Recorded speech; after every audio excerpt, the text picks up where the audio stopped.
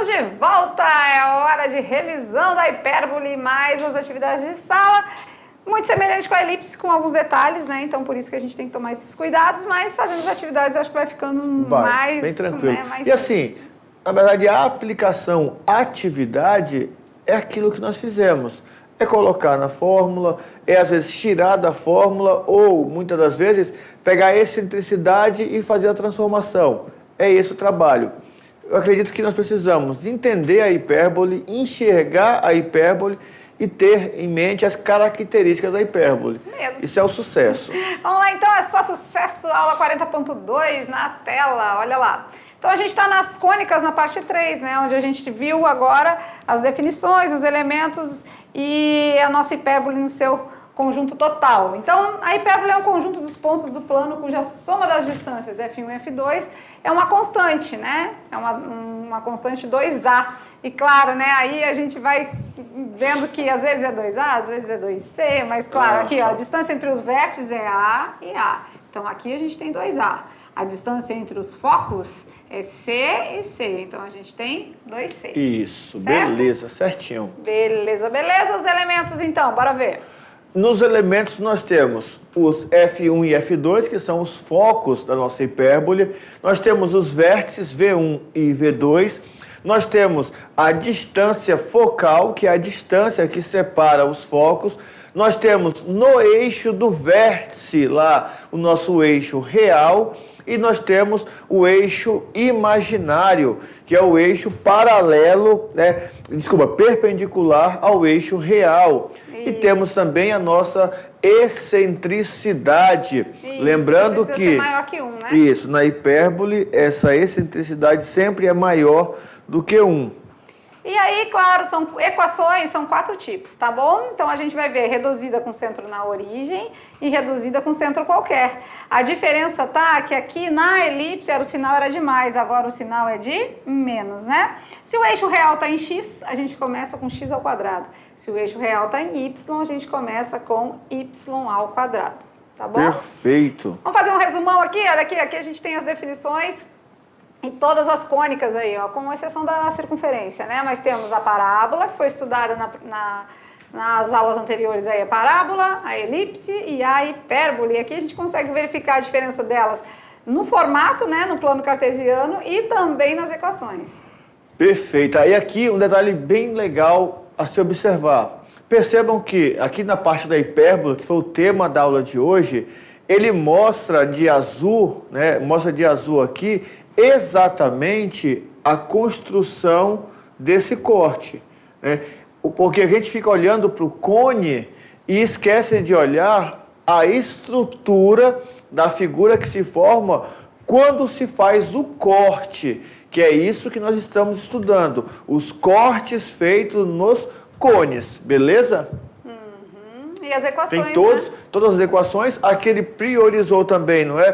Tanto no 0,0 quanto com os pontos deslocados, que é a mesma coisa. Que a gente não usa muito, mas que tem, né? Existe essa possibilidade, né? Mas aqui a gente faz uso mais com o nosso centro, né?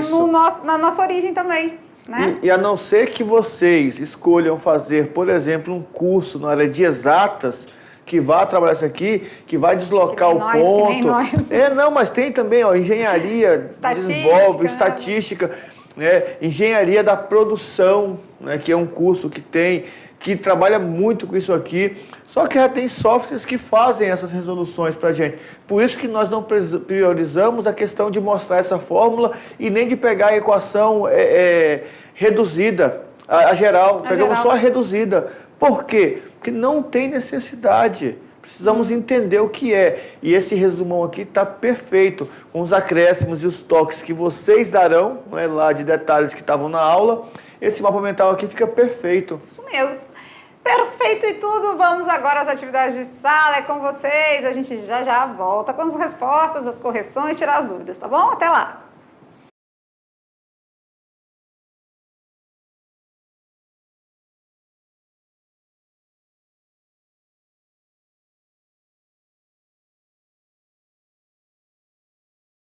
E atividade de sala, é isso aí, a gente está por aqui. Eu acredito que, semelhante com os exemplos, né, a gente colocou as atividades. Então, Isso. se quem seguiu o mesmo ritmo, segue o fluxo, dá tudo certo. Vamos ver? Tirando as dúvidas, na telinha, questão de número 1. Construa o gráfico da hipérbole cuja a equação é x² sobre 9 menos y² sobre 16 igual a 1. Para nós construirmos a equação, nós precisamos do A, B e C. Aqui está pedindo para construir o gráfico, né? Na verdade, a equação já foi dada. Isso, construir o gráfico. Isso, só que para construir o gráfico, a gente precisa também do A, do B e do C. Só que a gente vai destrinchar essa equação. Ela foi dada, então foi ao contrário um pouquinho do que está nos exercícios lá, né? Nós temos uma equação x² sobre A² menos y² sobre B² igual a 1. Com base nisso, a gente consegue ver quem é o nosso A e quem é o nosso B. Por quê? Porque o nosso A² é igual a 9. Ou seja, o A é a raiz de 9, que é 3. Certo? Certo. Quem é o nosso B? O B vai ser A² é o 16. Né? Olha lá, B² é 16. Quem é o B? Raiz de 16. O nosso B, então, é 4. Certo? Certo. Temos o A, temos o B, pelos números pitagóricos a gente já tem o C, que é a nossa hipotenusa, né? O C é 5. E aí a gente consegue, então, construir o gráfico, né? Então, com base em tudo isso, o nosso C é 5 por conta dos números pitagóricos, onde hipotenusa, catetos 3 e 4, hipotenusa 5. Vamos fazer a construção? Já sabemos que o eixo real é o X. Está em X, então vamos lá, eixo real está em X. Já sabemos que o nosso A, os vértices, né, é 1, 2 e 3. 1, 2 e 3. Então aqui a gente vai ter os nossos vértices, né, V1 e V2, ou A1 e A2. Sabemos que o nosso C é a distância focal, 4, 5, 4, 5. Ou seja, F1 e F2. E aí aqui o nosso eixo imaginário, beleza? E aí... Pronto, olha que bonitinha.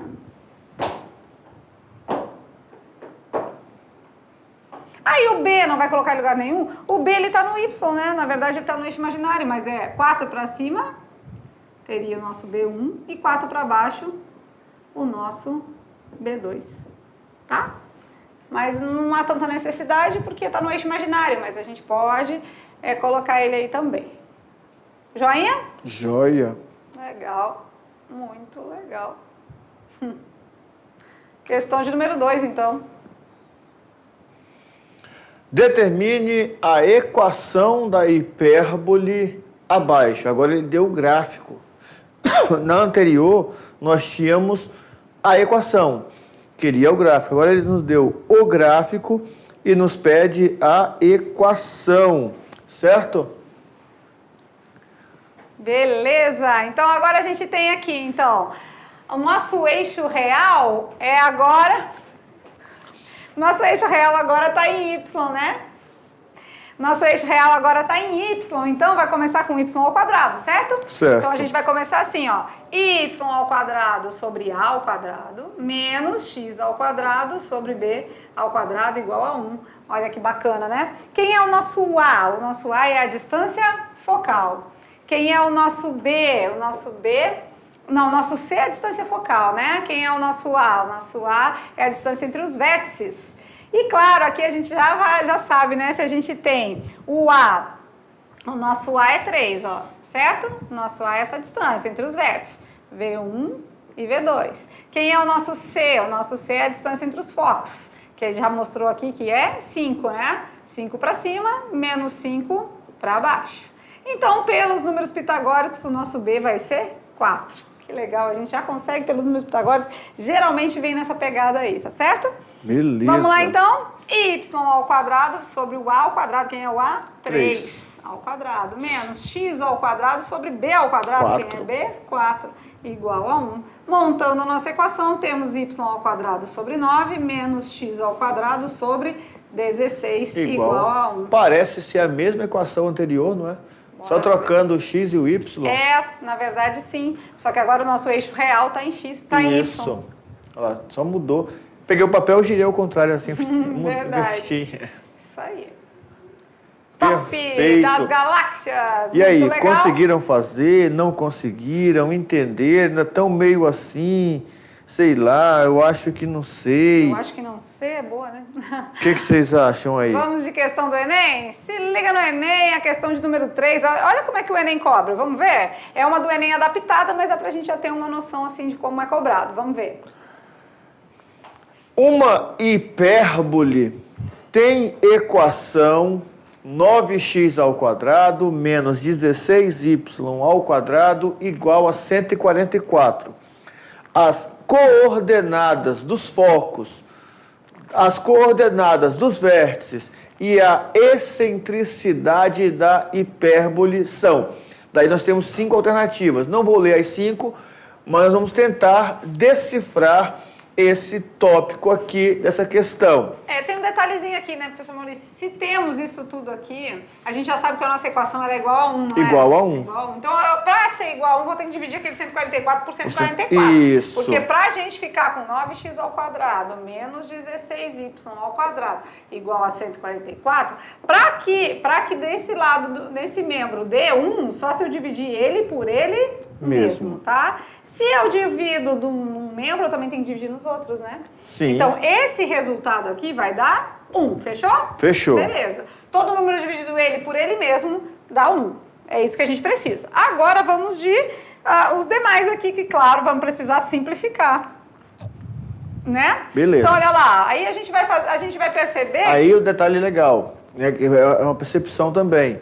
Tem que ficar x², certo? Certo. Então, vou dividir por 9. Isso, 144 por 9. Isso, vai ficar 9 por 9, fica x². Isso. Professor, mas 144, dá de dividir por 9? É simples, é só você somar 1 mais 4 mais 4. Os critérios de divisibilidade, Isso, né? deu 9. Dá para dividir por 9 e vai dar exatamente 16. Então aqui, se eu dividir por 16, vai dar 9. Perfeito. Né? Olha lá, então aqui eu vou ficar com x² sobre 16... menos y² sobre 9, certo? Certinho. Tudo isso igual a 1. Essa aqui agora sim é a equação que a gente fez aí, uma transformação, tá? Pra gente poder chegar onde a gente está querendo, beleza? Beleza. Então, já sabemos que está no eixo X, então o meu foco está no eixo real, no eixo X. Quem é, então, aqui? O nosso x... Vamos para cá agora, acho que tem espaço? Não, também. Vamos aqui. x² sobre a² menos y² sobre b² igual a 1. Então, a gente já sabe que o nosso a² é 16 e a gente já sabe que o nosso b² é 9. 9, né? Vamos lá, então. Se a² é 16, o nosso a é a raiz de 16, o nosso a é 4, certo? Certo. O nosso b...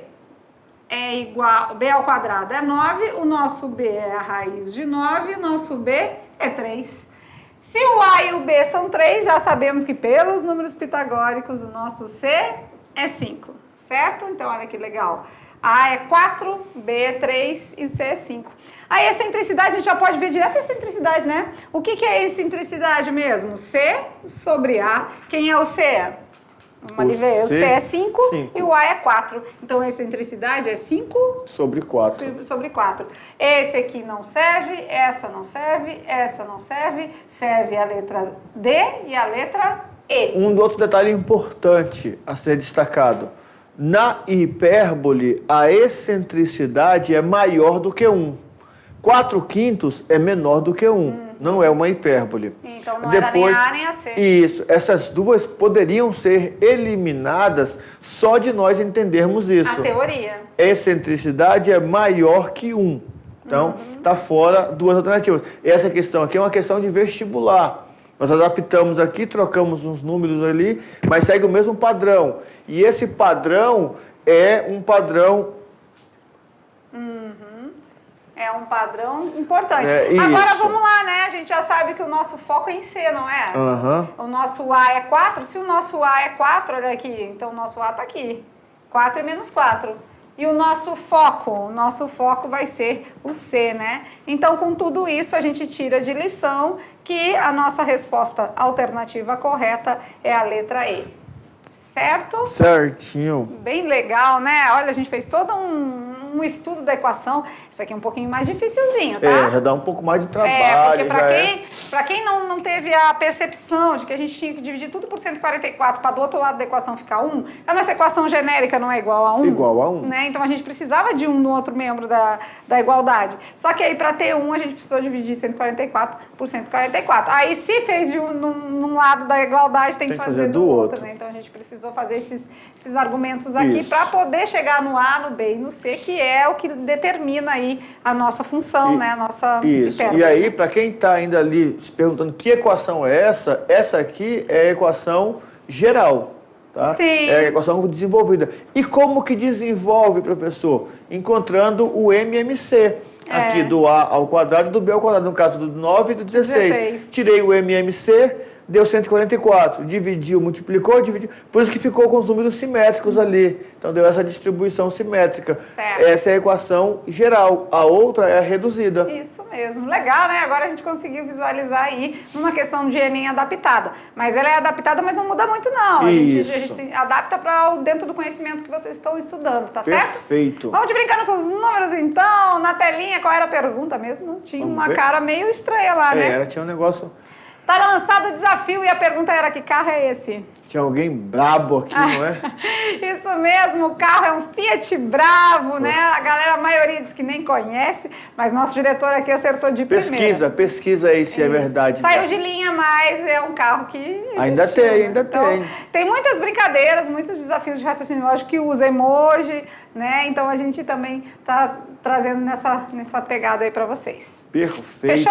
Fechou. Vamos finalizando então a nossa aula, ponto 2, né? A gente estudou agora todas as seções cônicas. Todas. Certo? Certo. Agora nós vamos olhar como que o Enem cobra a questão da geometria analítica. Nós vimos aqui uma questão agora que é a questão de vestibular. Você viu lá que o vestibular pega a equação que nós estudamos reduzida, joga na geral, tem que desfazer o que ele fez. E agora nós vamos olhar para o Enem. Falar, o que o Enem quer de mim com relação à geometria analítica? São detalhes que são importantes, relevantes, né? A gente vai trabalhar com vocês, então, na aula 41, mais questões do Enem. Acho que ele está até com saudade já, porque eles se acostumam com a aula de Enem, onde a gente dá aquelas dicas, macetes e fica resolvendo questões tintim por tintim. Leitura, interpretação, elenca ali os elementos mais importantes da questão. E aí, claro, o cálculo é a última coisa, né? Muitas nem de cálculo precisa, e sim de uma observação, de um detalhe ali de raciocínio lógico, outras, com certeza, se você souber desenrolar o cálculo, vai facilitar bastante. É igual às equações, né? As fórmulas, né? Às vezes é necessário, às vezes nem não. tanto, né? Então Perfeito. É muito relativo, tá certo? Vamos junto, então? Agora a gente fica por aqui, sempre daquele jeito bem carinhoso. Um beijo no coração de todos vocês, professores presenciais, alunos da mediação terceirão e, claro, um abraço no coração e até a próxima aula. Tchau, tchau.